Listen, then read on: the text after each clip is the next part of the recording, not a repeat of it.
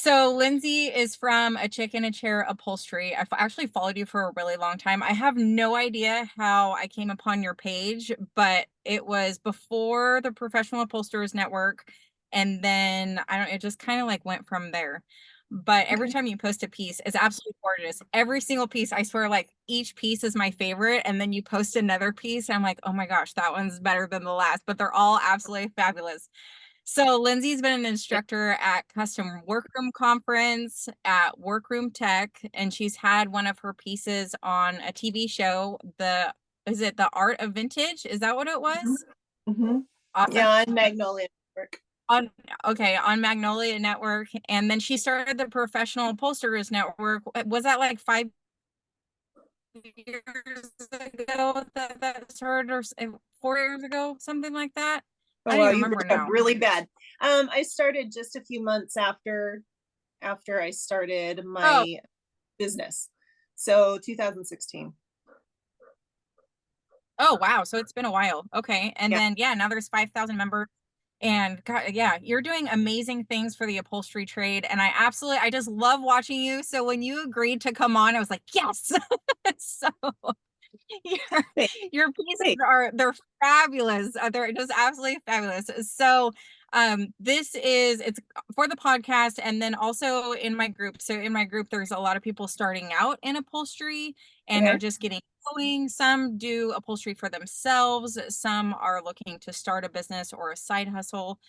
So it's just kind of fun. It's kind of fun to talk about upholstery and conversations and different upholsterers and how they got to where they're at and whatnot. So, can you tell us a little bit about your journey into the world of upholstery? Like what inspired you to pursue this trade, how you got here? I know it started DIY, and you and I actually had a conversation. I think it must have been on the Upholsterers Network about those who start in DIY, how you kind of need those creative freedom pieces every so often to like keep it going.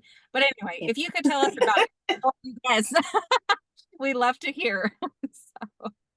So I started doing upholstery as a hobby when I would just find those great pieces, on the side of the road or thrifting because, I'm a thrifty girl. Um, and you just find these great pieces, but they look like crap. And you're like, no, that's such a great shape. I could do something with that. I have no idea if I could do something with it, but I remember like seeing something on like, it wasn't Marketplace at the time. So it's probably like Craigslist or something. Um, and traveling into Minneapolis, which is a good 30 minutes for me. And I hate driving downtown, hate it with a passion. So this is how much I wanted this chair, but it was like $10. And I wanted this chair that was at some secondhand store. And I was like, I could do something with that. And I was so proud. And I think I used curtains to cover it. So, I mean, things I would definitely not do as a professional now, but it was all part of the learning process, right? Like we've got an Right. education and you're gathering information and, you just put it together as you can. So, that's what happened was I was doing a lot of different pieces that I would find at yard sales and the secondhand shops and, often with IKEA fabric and curtains and shower curtains, things like that Awesome. and just going, I have no clue what I'm doing, but I'm having a lot of fun doing it. And I would post them on my Facebook page, just my personal page. And my friends would be like, oh, that's really cool. And of course, anybody who's done any upholstery, and I can't see all of you, but I'm willing to bet that if you've posted any upholstery anywhere at any point, somebody's got something that they can have you do for them. Um, so it was kind of one of those type of situations where people would be like, oh hey, I have this little stool, I have this little chair, could you fix this, it's all torn up.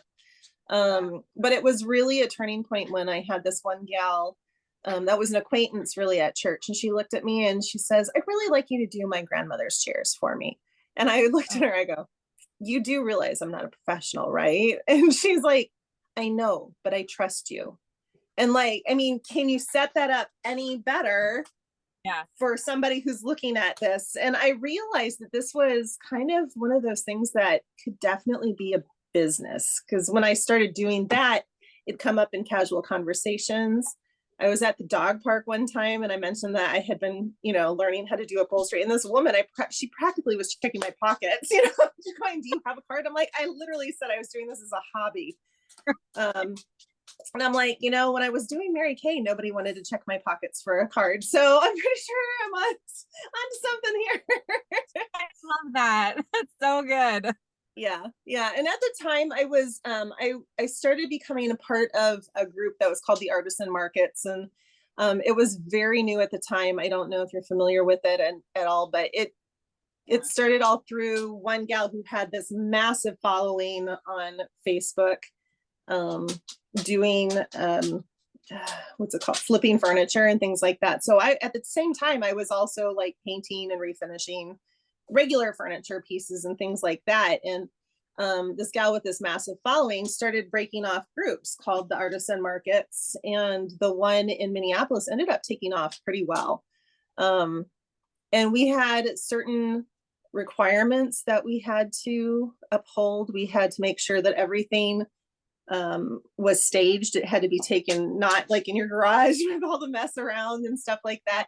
You had to have close-up pieces. You had to offer delivery. And then we had a pricing structure and things like that.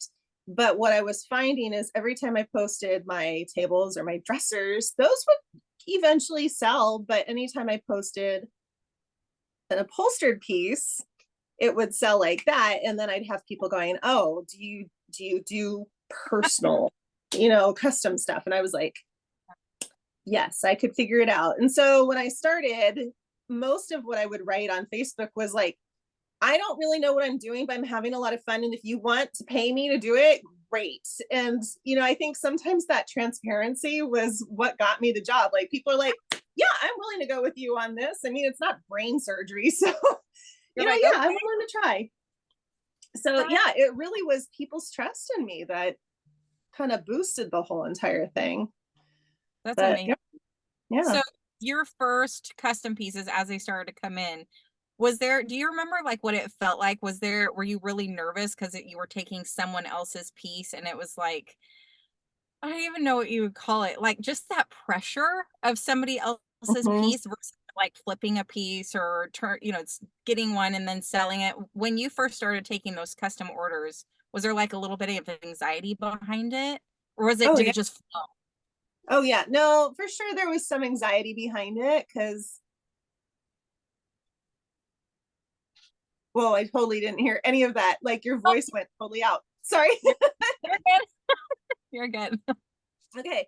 So yeah, I mean there's definitely some anxiety when you get somebody's stuff, especially if they were like, this was my grandmother's piece, like my acquaintance, she was like, this is my grandmother's stuff. And I'm like, that's kind of, heavy duty. My grandma was still here, but grandma would also see it. So that's kind of like something to think about. And it's not like when you're flipping a piece where people get what they get, like whatever you've done they've got to accept it. That's not the case when you do something for somebody else with their desires and their wants. If you messed up and decided to restyle an arm, they're going to know.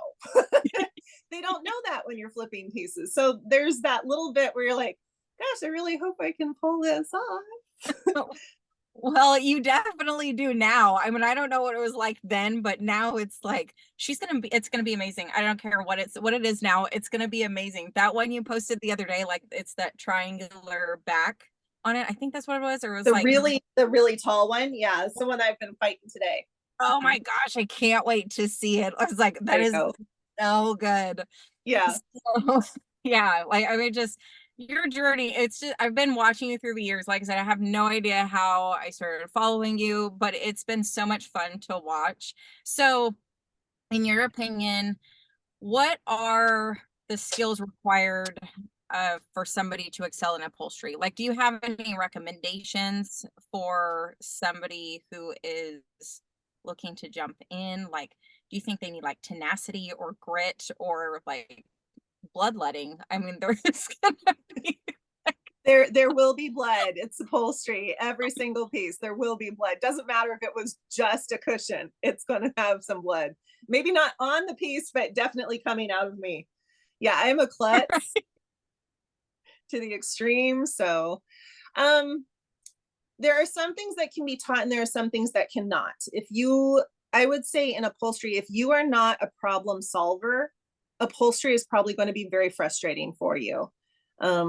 because there's always something that you need to figure out. And it's not going to be like whoever taught you or wherever you learned. It's not going to necessarily be, this is how we did it this time and this is how we do it this time.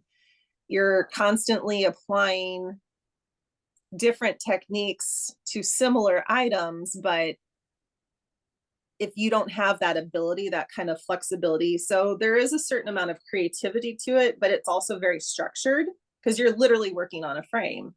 But if Right. you don't have the ability to problem solve, that's a really tough one. But I think when I started, because I had my mentor with Cynthia Blaskacek, I told her, I said, I'm basically going to be like a toddler. Like I am going to ask why about everything. And I literally do. And it's one thing to learn. It's one thing to learn like an easement cut to make sure you can get around a post, but Yeah. do you know why you do the cuts that you do? Right. Yeah. So if you make a Y cut, and I'm going to assume that some of your people, at least some of them, will know what a Y cut is at this point. To get around a post is one thing, but now if it's a round post, do you still do a Y cut? You don't. Exactly. And that's actually one of the things I was just fighting with.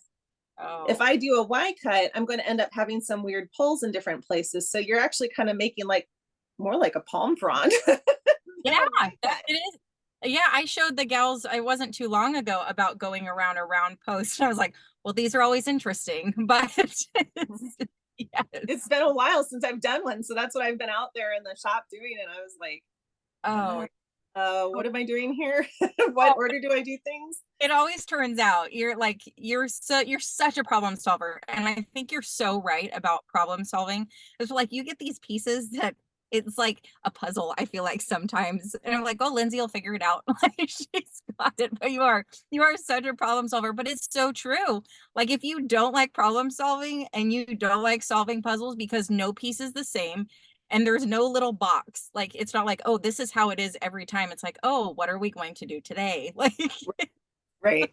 Well, and I mean, like a wing chair, everybody knows a wing chair, and there's a lot of variations in wing chairs, but even if two look identical on the outside, once you open it up, you're going to find out that there's at least three things that are completely different, unless they were a set that came out of the factory at the same time. I mean, we've all had different pieces, like I just bought a Bluetooth speaker. I had to buy a Bluetooth speaker because my last one died. So I just bought the same thing, I thought. yeah. Completely different. I had to figure it all out again. And I'm like, I literally bought from the same connection, the same link that I did before on Amazon. And it is definitely a different piece. Buttons are in different places. It has something speaking to me now. And so, I mean, even if you're to get a piece of furniture from the same company that Yeah. looks exactly the same, chances are there's going to be some tweaks that have been made in there. And then when you're working on those, you're going to have to adjust to those. So if you don't know the why you're doing things, I always say if you can figure out the why, you can figure out the how, right? So tying springs. I remember when I was learning how to tie springs, and Steve Cohn, he was the author of the Singer book that you can get everywhere, the Upholstery Basics Plus. That's the Yeah. one that you can find at like Joann's and stuff and Michael's. I was very fortunate to get to know him. He was a dear friend of mine. We lost him just before COVID was kind of a thing. Oh, But really, really generous man with his knowledge. He had taught for years and years. He had 50 years of upholstery experience. I said, but Steve, why do you have me tying on the second rung instead of the first rung? Or why do you have this one on the third rung instead of the second rung? yeah. Explain it. Why do I do differently on this chair than this chair? And you can't say just because, or because Right. I'm the teacher, like that's not an answer. Like, why did you do it at that spot? Well, I did it Right. at that spot because it needs to be about this much, but we need that extra pull over here, all of these Right. different kinds of things. And I go, oh, so on this one, I should probably do it actually on the fourth. And he's like, yeah, you really should. So But it's you not understand it. necessarily from the book. Yeah. Right. Right. But and it's like you were saying, it's understanding why and Mhm. understanding like the nitty gritty of it, not just you do it. Not what is it like? Don't start a sentence with because they'll just tell you that. Don't start a sentence with because. And you're like, but why? Well, you Yeah. can't. However, it's like. Well, So and if you understand like a whole, it's more of like you're trying to understand the concept. What is the ultimate goal? Like, why do you even go on the second or third rung in the first place? Well, because if you don't, there's no support, that kind of thing. So if you understand the concepts behind why you're doing what you're doing, then that's how you learn that there are multiple ways to do the right thing right. and do upholstery correctly. So when I was a DIYer, my biggest question was always, am I doing this right? And Yeah. Cynthia would say, if it looks good, it is good. Yeah. And I'm like, I love that. But at the same time, sometimes it looks good and it is a mess on the inside. And it's so good because when I was learning how to Yeah. sew, oh my gosh, I don't know if you ever saw that post that I did on Facebook. I put it up several times because I want people to understand, like, this is not something you just come out of the womb knowing how to do. Like, I had Oh. a curve. It was my first time with velvet, and I Oh. had lines like this trying to get around Oh. to the corner, and you can see all my stitches, and I'm like, this is terrible. But you know what? But It yeah. doesn't matter because they couldn't see it because it was all sewn up. Uh, On the but yeah, outside, it looked right. but you got it done and it Yeah, looked good. yeah. And that's part of it. Yeah. I totally get that. Yeah. I mean, it's just, it's hard to explain, but I totally understand what you're saying about like, it might not look pretty when you're digging through it and you're putting it together, but the end Mm-hmm. result, like it's a Oh yeah. showroom piece. But, and Oh right. And you did it right. But sometimes the journey, it's like, but your pieces, they're absolutely gorgeous. Everybody needs to go follow you, and at the end I will go ahead and make sure that they can where they can find you. So with your pieces, do you have a favorite piece and an I'll never do it again piece, like just off the top of your head? Like, do you have one that's like, oh, I will always remember that one, and then do you have one that's like, nope, I will never do that style again? um there's some that I don't know, because my whole upholstery journey has been more about like the stories and the dealing with people than it has been about the pieces themselves, although I have to like the pieces that I'm working on. So like the I'll never do it again is this one particular person. Yes. Oh, yeah. See, we talked about that before. Yeah. I think was it with Christy? And she was like, my never again will be a person. I'm like, oh, yeah. Yep. Yes. This individual, he was just terrible. His wife was very enthusiastic and loved everything, and it was a great chair. It was a hard chair to work on, but Yeah. I hated working with it every moment because he was such an awful person that when she was trying to figure out fabric, it was like he was deliberately trying to choose anything that she did not like, Oh, or if she liked it, then he definitely wouldn't pick it, kind of thing. So I just kind of put my hand on it and I was like, why don't we let him just talk for a minute and we'll yeah. see where he goes. And Not a I marriage took that, counselor. I took that fabric out of the book. I don't want anything to remind me of him ever again. I mean, he was just terrible. And I'm like, oh Like, gosh, what an awful individual he was. like But a the majority of my people are fantastic. I have grandmas and mothers and singletons and all sorts of different wonderful people that I really enjoy working with. I agree. And you develop relationships with those people. Like it's hard not to because you're working so closely with them, and then you're bringing their family heirlooms and their antiques back to life. And I don't know, Mm-hmm. it's super cool. And like the good customers, knock on wood, I've had some amazing clients and customers, and I know you have too, but they always outweigh the bad customers, So knock on wood, I'm like, okay, I've had all really good customers, very, very few customers like the one you were talking about. But that one, it's like, they're gonna make me drink. Like they're Mm-hmm. But I think anytime you had a bad experience, whether it's with a piece or whether it's with an individual, like you learn something. Like oh we yes. don't get our education from all of the times when everything goes right. We get our education from the times when things go horribly, horribly wrong. Yeah, and the failures, that's how you learn. And that's why I tell everybody, if you can't fail, don't get into upholstery because you will fail every single day. Like that is just, but then you Yeah. learn and you go on with it and it just is what it is. So yes. Oh, the gals asked if you could spell Cynthia's last name. What is I can never Blaskacek. yes, I can Yeah, never remember how to and yeah, I can spell it, but she's not in upholstery anymore, she's not. unfortunately. Yeah, Yeah. she doesn't. Did she No. retire? I can't remember like or she No, just Cynthia's actually a little younger than me. She's just over 40. yeah, Uh, but retire from upholstery, not yeah, just in she's general. retired from upholstery ish. You know, like she's not doing it on her own. She no longer, it was the funky little chair is what she had. If you Yeah. want to learn from Cynthia, really you need to check out the Workroom channel. Yeah. Um, they are fantastic. It's a wonderful place to get great lessons and learning. They are paid classes, but they are absolutely 100% worth it. If Yeah, you constantly think that you can learn all you need to do through free, yeah, you're not really valuing your education, unfortunately. right. But these are worth every freaking bit. They have paperwork that goes with it so that you can kind of work and create your own textbook of sorts. But Cynthia's when she retired from upholstery, she sold all of her classes and all of the rights to all of her information to the Workroom channel. So you can Wow. find the Workroom channel um, through their website, and then they also do have some free lessons and things like that on their YouTube channel as well. So I mean, they're a really great resource. Yeah. No, it really is. I mean, it's hard to find, there's so many resources out there and it's hard to find the ones that you trust that are like, oh no, this is legitimate. And hers absolutely is. So Yeah. yeah, Yes. you guys can check that out. And I'll make sure you can find Lindsay also.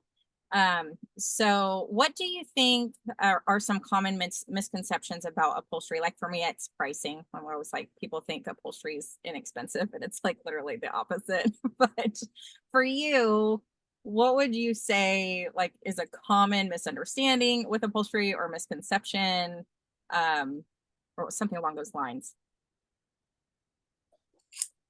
I don't know if there's really one that comes up a lot. Like you said, a lot of people will think it's inexpensive. I think that's one of the downsides to all these DIY shows that we love so much is they're always saying things in the magazines, on the shows. Yes. Upholstery is cheap. Getting reupholstery done is cheaper than buying new, and that's true, but with a major caveat. It is not cheaper than buying the new crap that we have available today. Yes. It is cheaper than buying something of great quality from yesteryear, or if you were to buy something of that quality now. But it's hard to find that stuff. And if you do find that kind of quality in something new, you're going to pay through the nose. But if you find something of the same quality from yesteryear, you're definitely going to save money that way. So it's one of those things, they never really qualify it. And you're Yeah. like, Yeah. Not no, explain. that $200 leather love seat that you got from Big Lots is definitely not going to be cheaper to reupholster. Yeah. Buy a new one. I can't. Yeah, we can't help you. And so that is definitely something that comes up. I find that because a lot of my clients do come to me through my social media, that they don't have that kind of expectation. Yeah. um and more commonly I'll get a message back after I give somebody an estimate. Wow, that was a really great estimate. Unfortunately, I can't afford you, but I can totally see that what you do is worth the money. I Yeah. get that kind of comment far more than I'm going to buy new. I don't get that kind of comment hardly ever. Yeah. No, and I think a lot of it, like you were saying, comes from your clientele and your clientele base. Like you Mhm. market to people who they see the value in it. And maybe, like you said, they can't afford it maybe at the time. Maybe they'll be able to afford it later. They'll put their money away, but they can still see the value in what you're doing. And it's not Mhm. like, oh, she's just throwing a sheet on this chair and upholstery. So, Right. So, this chair that I'm working on right now, the one that's got that really high back, and people were saying it's kind of like yeah. royalty and stuff, but it's totally like it's going punk. It's going into Really? that fabric that I showed last night, the red Yeah. alligator velvet. Oh, I That's can't. what's going on to it. It's totally punk. And then we're going to do we're doing a black contrast welt on it. And on the skirt part where it has the little kick pleats in the corners, those Yeah. are going to be black as well. So they're kind of like peekaboo. Oh my gosh, I love it. You I have know. such a good eye for design. Oh my, I did not come up with any of that. That was all my client. She was like, this is what I really want to do. And I was like, I can oh, do this. And she's like, can we do this like a little peekaboo? I'm like, yes, yes, we oh, could. that's amazing. But I mean, you still have to be on board. You're still like part of it. You're still helping curate. Like, yeah, that'll work. No, that won't work there. But oh my gosh, so many of your pieces, the design. Oh, and even the fine details. Like the design is in the details, and your fine details. They're just so good. They're so. I love them. Well, So the reason, well, and the reason that I brought up that chair again was the client, she actually got it back in the 80s from a friend who I think found it in the alley or something like that. It has never, in the entire time she's had it since the 80s, it has never had a cushion on it. She has never used it. It was always pretty rough. Then she got a cat. It's shredded to Timbuktu. Everything is just, it's one of the rougher ones that I've gotten, which doesn't scare me because, as you know, we take off all of that anyway. That's not even a big deal. We work from naked frames all the time. It's just a naked frame that's got some raggedy clothes on. I mean, you can right. always clean that up. Do. But she literally, since the 80s, she's been hauling around that chair knowing that she wanted to redo it, but she said I was never able to afford it. It was not something that was in my budget. And she says, and now it's in my budget and I'm a little bit nervous. And so that's a lot to live up to, right? But at the same time, like, what an honor for somebody to say, I've had this for Yeah. 40 years Yeah. and wanted to do this long. Yeah. But now I have the money and I can spend it with you. Like that's an honor. really yeah, that's some pretty nice high praise to be able to be that person. But I mean, she's had it that long before she was even able to afford it. But she saw how cool that chair was, even when she didn't have a cushion, and it's been from an alley. And she's hauled it around. She says she's moved multiple times since then. But she knew it was And a I'm good chair. Yeah. yeah, And it has good bones. And oh my yeah. gosh, it's gonna be so good. You guys are gonna have to go follow Lindsay. So watch the journey of this chair. It's like I feel like it's a TV show with your pieces. Like there's so much. Because the pieces have these dramas of their own. Yeah, it's always about the story. It's I love the old stuff. I really do. It's so good. I do too. So you take a lot of commission pieces. Is that pretty much all you do now? I know you do some like donation pieces and stuff like that, but for the most part you do commission pieces. Yeah. So when you're taking commission, are there certain steps you go through? Like say, so a customer contacts you, says, hey, I have this piece and I would like you to upholster it. What are your next steps? Do you give them an estimate? Do you take a deposit after your estimate? Like everybody does it a little bit different. Yeah. So can you talk about like your steps specifically? Sure. So when somebody contacts me, it's usually through either Facebook Messenger or through an email. And from there, because most people will just say, hey, I've got something that I want to upholster. I'm like, great, can you send me a photo? That's really kind of all I need. Yeah. After the photo, usually I can give you an estimate, or I can say, that's not my cup of tea. I need to send you someplace else. But sometimes they have something that I've never seen before, or I'm just not, it might not be like a great photo. It might not be from a really good angle. So I can't really get a grasp on what I'd be doing. Sometimes I really need to know a little bit more about the piece, what they're noticing, because clients will say different things. They'll say it's wobbly or it creaks. And I'm like, can you elaborate on that? Can you tell me more about that? Because I think we just had a bird hit a window. Sorry. Oh my gosh. I thought it was a cat, but he's sitting with me. Sorry about that. Good. But yeah, there's sometimes there's something going on that I need to find out. Is it something that I can deal with, or do I need to kind of point them towards like one of my woodworker buddies and be like, you need to see them because that's not really something I can handle. Yeah. So once we get it down to I've got a photo, I can do it, I can work with it. If I won't work with it, it's because it's too big, because my shop is tiny, it's less than 200 square feet. If it's I get a lot of the like the MCM pieces, the mid-century modern pieces that are, you know, the real swoopy, and it's like almost like just one piece of Oh fabric. yeah. And I'm like, Yeah. I could probably figure it out, but there's a guy in town who like this is his bread and butter. And I know that you're going to be really, you know, I'd much rather they go to somebody who really is going to help them out. And it's funny because whenever you point to somebody else, I still often will get them asking, oh, well, I have this other chair. Could you Yeah. do that? The most recent one that was like one of these swoopy chairs, I was like, yeah, I'm not really your gal. And plus, I say, I know that there's extra considerations that need to be taken into account because of this type of shape. But I said, what was it? Shoot, I just lost my train of thought. Oh, and they were like, we're considering leather. And I go, and because you're considering leather, I really think you need to go and talk to David instead of me. Right. And No. he was like, oh, thanks so much. Weird question. Do you know anybody who teaches upholstery here in the cities? And I'm like, oh, that I can help you with. You're like, So then that's a whole new conversation. right. But That's awesome yeah, though. I'm good. I can do that. It all comes Um, around. Yeah. yeah. And you know, if they feel like if they've had a good communication with you, they feel comfortable going on with that. Next thing you know, he's like, my fiance wants to do it too. We're totally stoked. And I'm like, my shop is this big. I don't have room for two people. But yeah. So we're working on that one. So So can once, oh, once go the ahead. Sorry. yeah, no, once the fabric or once they have gotten an estimate, they can either say sorry, they either ghost you. I mean, like that's the most common. You just don't hear from them again. And honestly, it doesn't even sway me, or it doesn't even faze me anymore.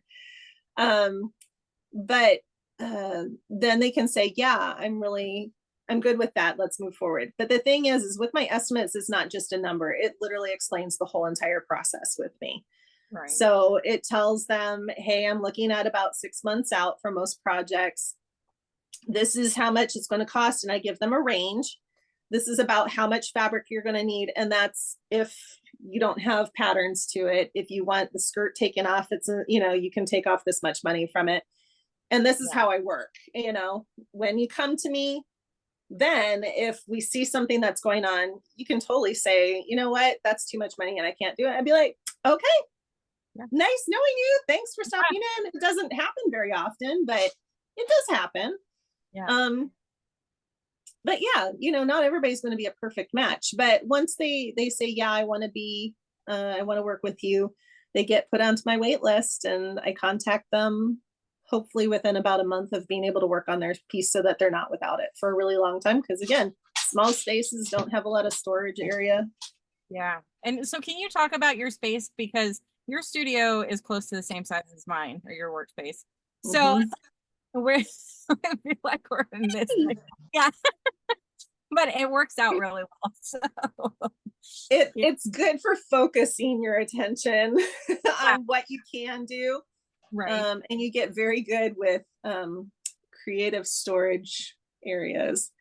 So I had my space actually built. So my working space, my shop is just where I do the work itself. Where I am right now, this is my office space, and it's just kind of like a mud area type space going out to the outside. This is where you can see I've got all of my books back behind me here. And then in the garage, my husband and my dad built kind of a shelf system that incoming pieces can kind of sit on. We have a really wide garage, so that's really nice. And they can just pile up on this, basically a giant bookshelf. So so they just kind of sit there in the queue. You just move them along.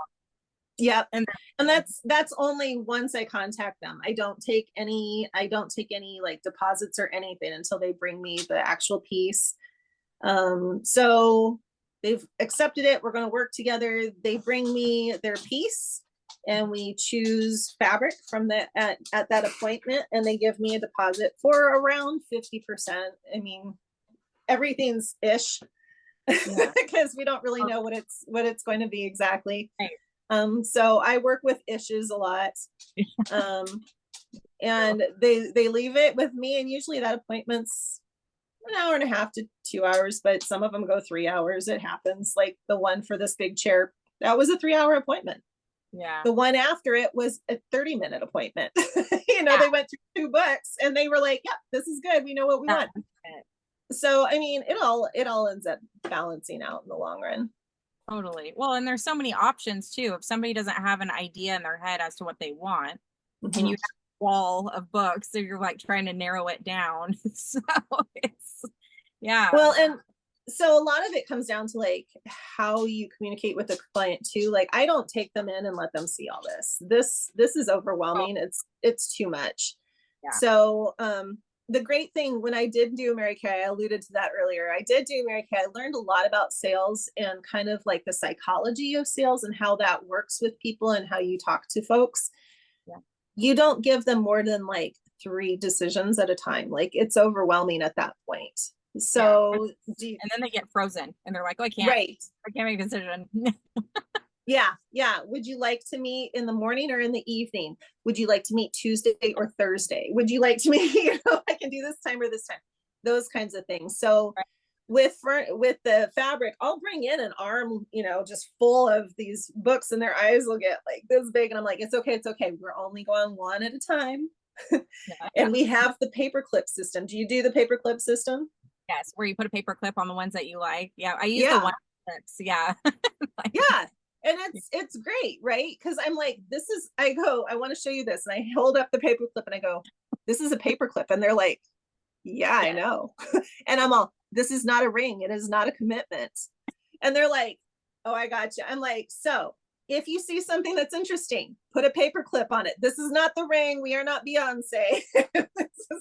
I'm like, this is not a Oh, commitment. This is just so that we can go back to it and look at yeah. it later.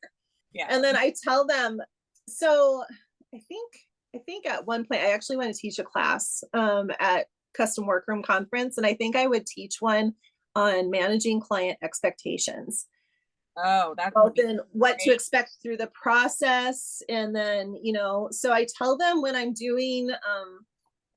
we're doing the fabrics, I'm like, a couple different things will happen. Either you'll look at this and be like, there are so many things to choose from. I can't even decide. Please don't show me anything else. And I'm like, totally okay. Yeah. Then, we've got all of these little pieces that are sticking out. I said, some of them are going to rise to the top. Some of them are going to drop to the bottom, just like that. You aren't even making a decision. It's just like, this is so Yeah. not even a question. And then I said, it'll kind of naturally narrow itself down. Or you'll be going through everything and you've been marking. And now all of a sudden you realize that you're comparing everything to that one fabric or those 2 fabrics. Yes. And I said, so everybody always puts a bunch of paper clips down at the beginning and it slows down a lot by the end because now you've kind of started to figure it out. And I said, at the same time, while you are responding to things, I'm watching you, Mhm. so I'm looking to see what your visceral reaction is. So if you don't like something or you like it and you're like, I'm like, your response wasn't quite as positive as it was to that other one.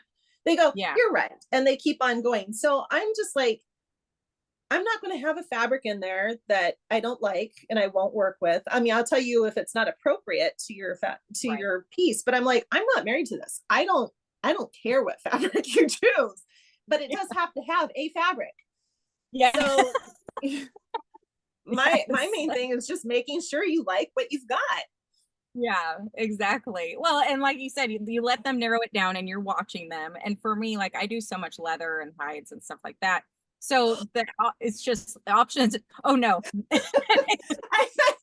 Leather scares me so bad. Oh, no, you shouldn't let it. I feel like you're a master because there's so many fabrics. Oh, I just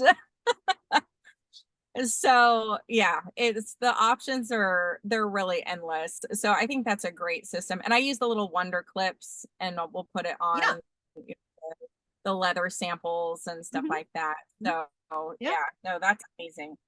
And so then they work through that, and then their piece comes onto your queue, and then you just go from there, right? And then you just give Yep. them a breakdown, and then as you're tearing it apart, you communicate with them, and you're like, okay, this is what it needs, this is what it has, and If necessary. I mean, it's not, you know how it is when you get into it. Sometimes you can just jump right in, and other times you're like, oh, there are some things we did not know. yeah, yeah, broken springs, or who knows, as they pop up. Yeah. Yeah, So some do people. you go ahead? Oh no, Sorry, my that's go ahead. no, you're fine. My computer like kind of just glitched out for just a minute. So you do a lot of local pieces, and then I know you send some pieces out from farther away, but like, do you warranty your work, or do you warranty your fabric? How do you do that end of it? Because I know some upholsterers do, some don't. I never say up front like I offer warranty, but I'm like, if you have a problem with it, let me know. Yeah. I mean, clearly, if there's something going on, I have somebody who's we're talking back and forth. They do live a ways out, and they're not always in the area. But she sent me a picture. I finished their work at the end of 2022, and she showed me this cushion, and it's got a split in the seam, and I'm like, No. what on earth is going on? I honestly don't know why it was a problem, because it's a really heavy duty fabric, but it is a problem, obviously. And it's not like, it's not like a cigarette burn where you look at it and you go, that is not a manufacturing defect. That is, Right, right. Yeah. this is clearly something else. So I was Yeah. like, yeah. I'm like, when can you get to me? And Yeah. I'll take care of it. And they were like, well, we're trying to figure out when to get to you. And I'm like, bring it to me. They're like, are we going to have to bring it back, or can we wait while you fix it? I go, I don't think this is one I'm going to be able to fix while you wait. Sorry. So yeah, I mean, I do technically warranty it, but I don't. Yeah, I don't put it out there like to tempt people, like, oh, by the way, I warranty stuff. But if it's clearly a Yeah. problem, then I'm going to take care of it. Yeah, I totally understand. And I'm in the same boat. So hopefully my computer is, am I frozen on your end? You haven't moved like a normal person our entire conversation. Oh, No, well, we'll have the you've been a lot of audio. pixels. Yeah, you're a lot of pixels, and you kind of move like a little bit like Max Headroom. So We'll have the audio. This is what I get for being on the road. So like it'll be in the podcast. funny. Oh my gosh. So, is there anything before I share where people can find you? Is there anything else you would like to talk about with upholstery, or include with just tips or tricks or thoughts on just upholstery in general? Just start. You can't. You're not going to mess up some of this stuff worse than it's already messed up most of it, right? Yeah. But I think for me, because my business is my passion, I have to be passionate about what I'm working on and who I'm working with. And if I'm not excited about those things, then I'm not going to continue on. So if it's not a job that you're doing because you just have to pay the bills, Yeah. I think we have a little bit more flexibility in being really picky on how we want to do things. So as a DIYer, I mean, if you're finding the stuff for cheap, cheap, cheap in a secondhand place or on the side of the road, just jump in. Like, I mean, worst case scenario, you learned something. Yeah. It may have been what not to do, but you learned something. Yes. But yeah, just start, just go in, and I do. So integrity is a very big part of who I am. And so my business, I try to be very transparent with everybody on what I'm doing, what I'm thinking. Sometimes I need to hold back a little bit more than I I get do. that. Like, don't scare people because that you don't look like you know what you're doing. But like I said at the beginning, I would say I'm not really sure what I'm doing, but I'm so glad you guys are here. And if you're willing to give me a chance, you know, I'm glad to go on this journey with you. People, I think, appreciated that. And, to a certain extent, those folks were rewarded by a much lower price than what I am now, because now I have more confidence in my work and my abilities and what my pricing system is. I'm still fair, but those people were getting a deal. And starting out, that's how it works out a lot of times as you're Yeah. learning. I feel like it's like tuition. I was like, okay, my prices are lower at first, Mhm. and some people don't. I know that, but I was like, this is like paying a tuition. It is. So I'm like, okay, that's fine. I'm learning, but it's Mhm. pieces. So yeah, I totally agree. Like just start Yeah. and then run with it. So Yeah. can you tell everybody where they can find you, where you on social media, your website, where you're located, since you do teach every so often and then at workroom conference, and you Mhm. do private lessons and stuff like that too, right? That's Mhm. what like the okay. Yeah. Yeah. So everywhere that you want to find me, it's a chick and a chair all written out, just all crammed together. So facebook.com/a chick in a chair, Instagram.com/a chick in a chair, TikTok.com/a chick in a chair. um, my website is a chickinachair.com. Not a chick in a chair, a chick and a chair. So that's something that you want to make sure that you're doing. Some people forget that a chick, then they just write chick in the chair. In age. Yeah. Yeah. So it gets a little messed up, as a chick and a chair all written out. Um, yeah. I mean, I try to keep it pretty easy. even Yeah. Amazon, when I started my Amazon shop, they gave me some, like, I was just like assigned this particular whatever. And they're like, if you don't Yeah. like it, you can challenge it, but we probably won't change it. And I'm like, every other thing on social media is a chick in a chair. Could you change it? And they went, yeah, we could change that. And they changed it right away. So Perfect. like, You're like, awesome. thanks. That's So yeah, awesome. yeah, yeah. Don't look at the website too hard. Oh, well, It your needs work. Facebook's so good. Yeah. If you really want to get a sense of who I am as a business owner and as a human being, my Yeah, Facebook page is really the place to go. I post there every single day because the algorithms punish you if you don't. Um, right. and frankly, because I want to attract the people that love their pieces and have the stories, I tend to share a lot of those myself. So, if you like that kind of thing, then I'm your gal. If you don't, I might not be your gal. But Yeah. it's kind of funny because the less ego I have, the easier it is to do this job. Yeah. Yeah, I agree. I totally agree. Once the ego gets in the way, it starts to go downhill. So, Yeah, and yep. yeah, and I have no problem telling folks, I'm just not your girl. Let me connect you to somebody. We have oh, and I'm located in Coon Rapids, Minnesota. So I'm actually part of like the Twin Cities. So just north of Minneapolis. Um, but yeah, so I'm part of the Professional Upholsterers Association of Minnesota. So when I get requests for things that I can't or won't do, which I probably turn down about 50% of the things that come my way because people want sectionals done and hello, 200 square feet.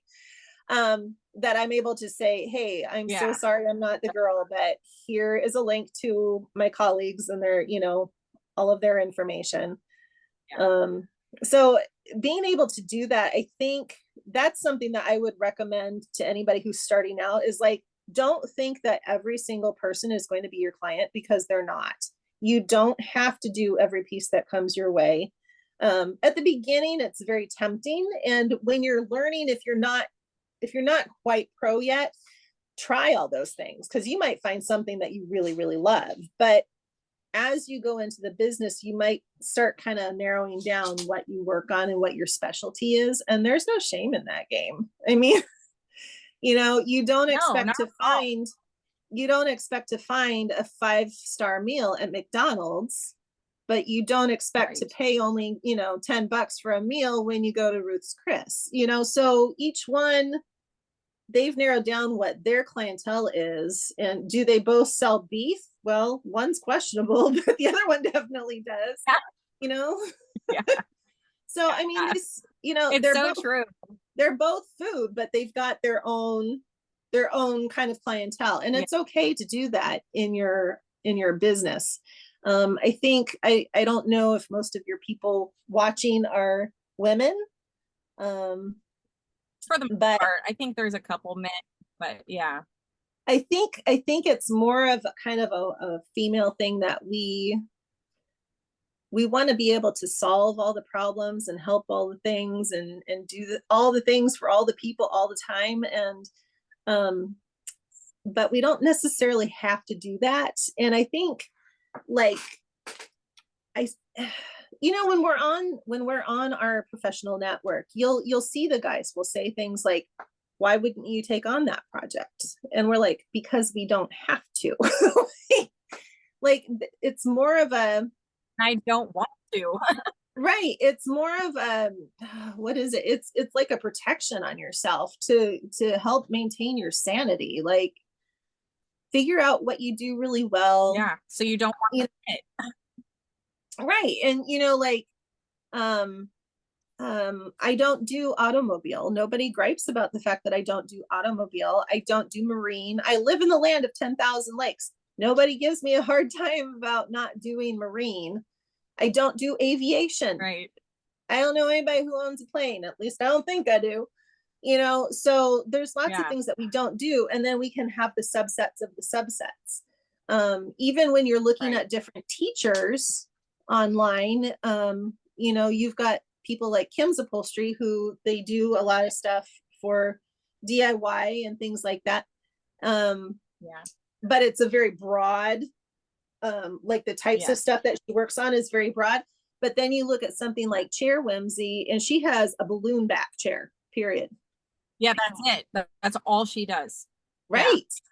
And they're Yeah. fabulous. But It's I mean, awesome. she definitely found her niche. And They are. and lots of people are jumping into upholstery, looking at that and going, oh, okay. Is it very basic? Yes, but there are Yeah. so many skills that you learn on such a basic piece that you can then apply to whatever else you want to do. And it's getting people excited. And I'm like, the more people we get into upholstery, bring them in, because we don't have enough of us.